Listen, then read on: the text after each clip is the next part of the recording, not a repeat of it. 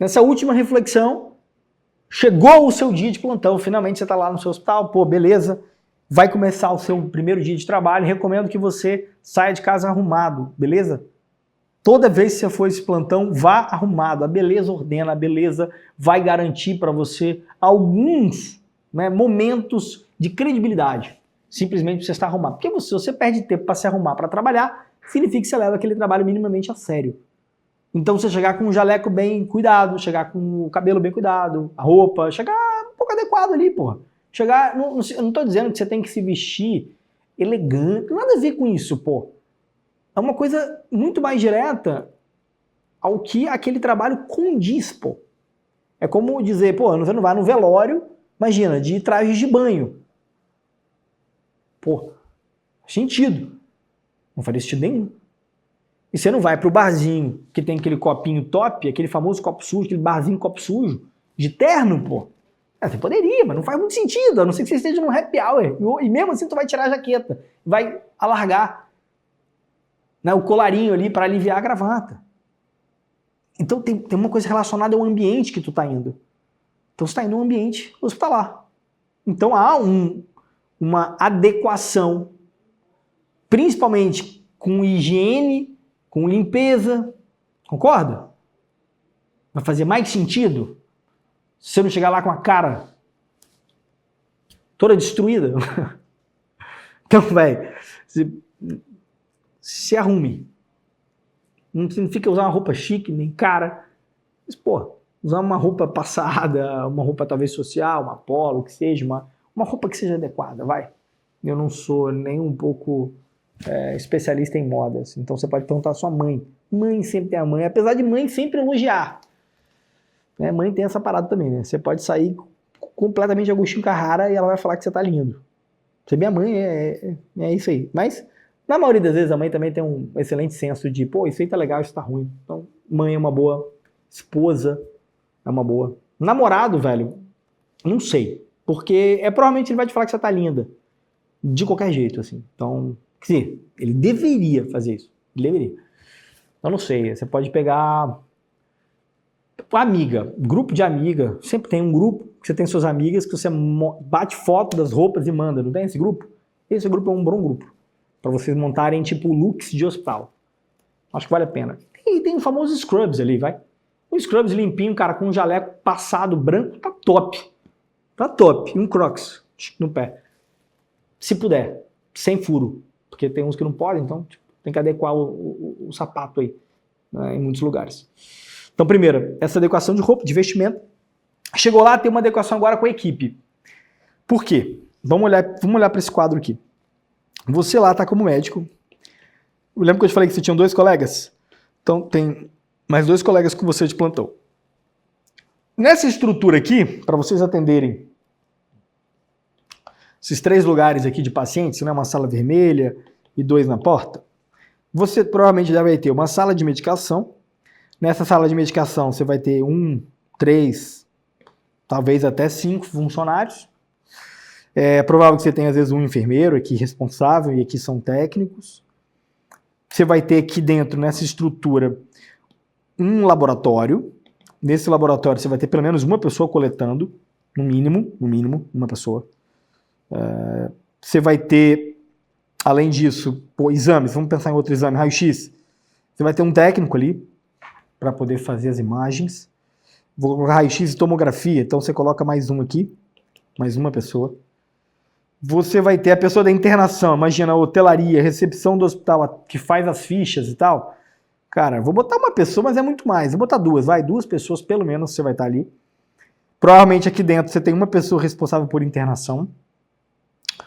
Lá na sala vermelha, provável que você tenha talvez mais um enfermeiro, mais 2, 3 funcionários, dependendo da situação, 1 a 2 maqueiros.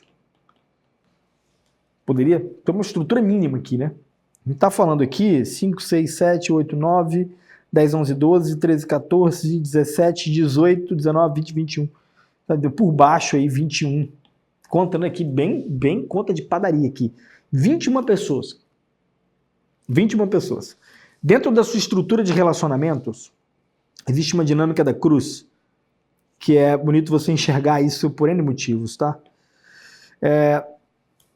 Há 4 pontos de contato e de relacionamento que você, em qualquer profissão, em qualquer local que você vai trabalhar, você vai encontrar.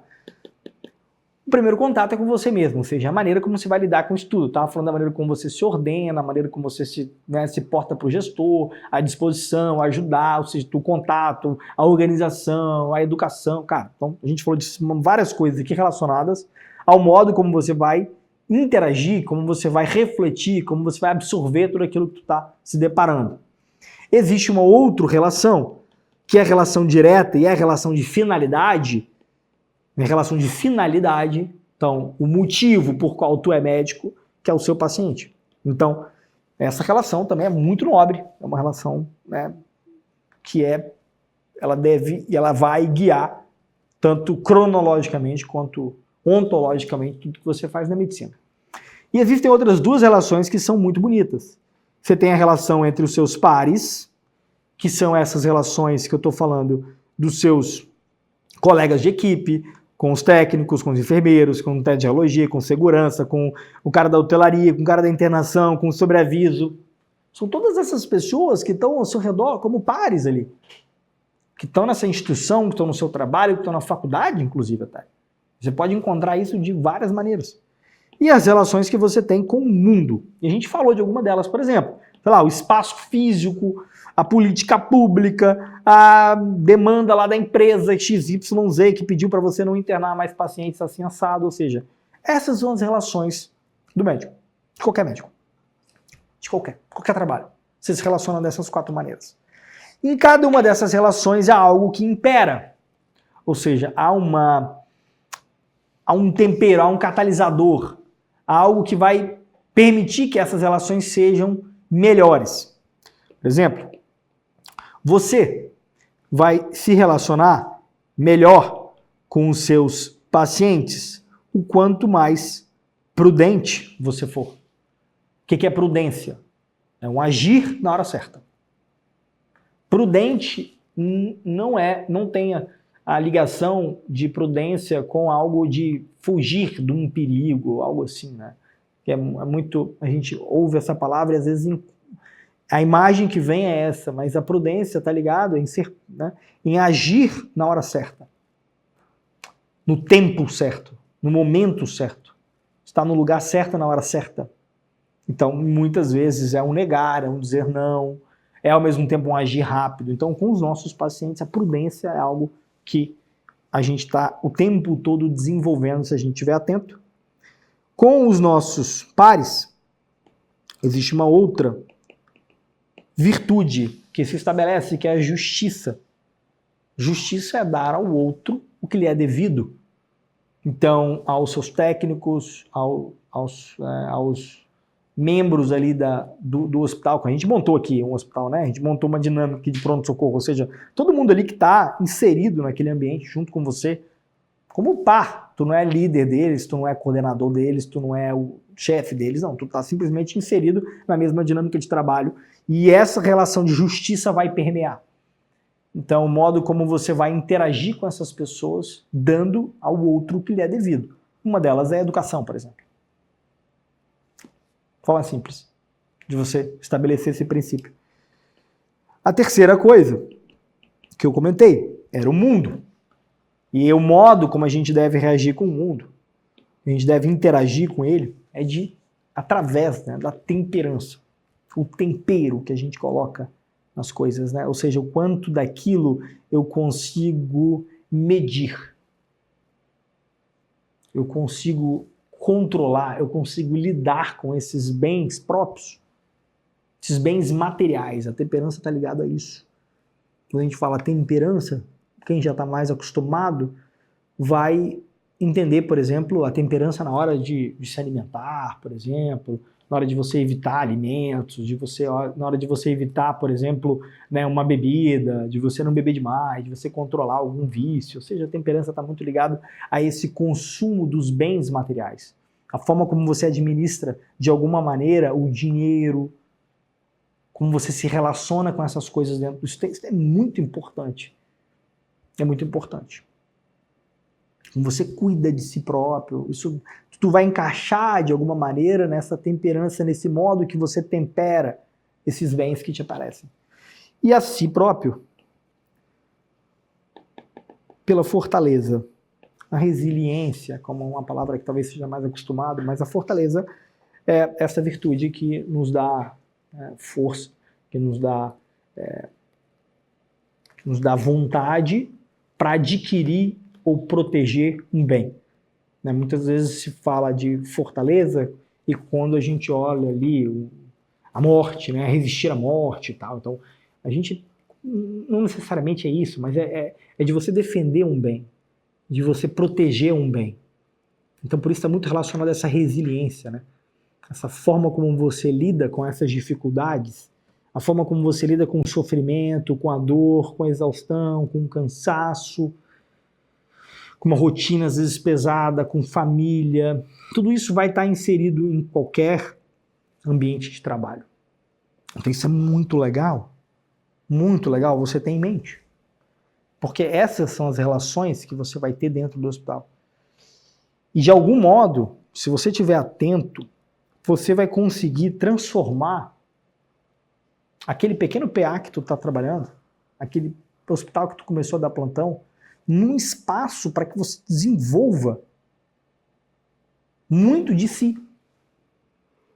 Pensa que no longo prazo, o que é melhor?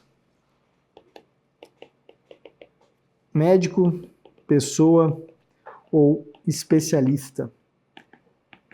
Qual dessas três, né, características aqui é mais importante?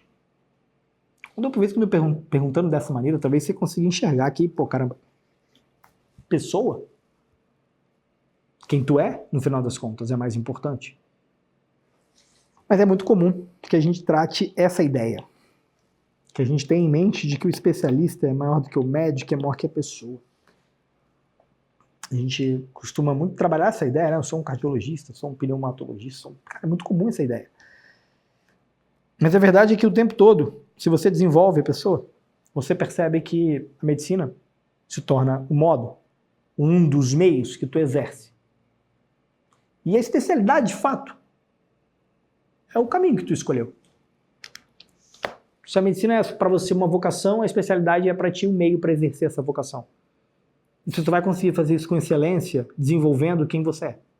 Então, seja no seu primeiro emprego, ou seja no emprego dos sonhos, a pessoa que você hoje constrói dentro desse lugar é muito mais importante do que o médico que tu está sendo lá dentro. E muito mais importante do que o especialista que você quer ser. Porque a dinâmica é a inversa. Quanto maior a pessoa, melhor o médico, melhor o especialista. Ponto. Beleza? Cara, se tu curtiu essa série de aulas, manda para um amigo seu que vai dar um plantão futuramente, porque isso aqui pode ajudar vocês a conseguir um emprego melhor, conseguir uma vaga melhor. Eu sei que o negócio está competitivo. Inclusive, se você chegou até o final, pô, massa, já fico feliz por isso. Comenta para mim aqui quanto tempo tem para o seu primeiro plantão, ou seja, quanto tu forma, que período, né, que você tá, obviamente, para eu entender essa dinâmica, e aonde você mora. Né? E comenta aí se você já tem algum emprego, já tem algum plantão em vista. Então você fala, pô, eu sou o João, eu sou de tal cidade, né, vou dar um plantão daqui a tantos dias. Comenta aqui que eu vou responder vocês aqui para a gente poder continuar esse bate-papo. Inclusive, não deixa de seguir o canal do Pé Zerado. Se você não conhece a gente, segue lá também no perfil. A gente está sempre falando de medicina de urgência, sempre falando de como você pode ter mais segurança para atender os seus pacientes no pronto-socorro.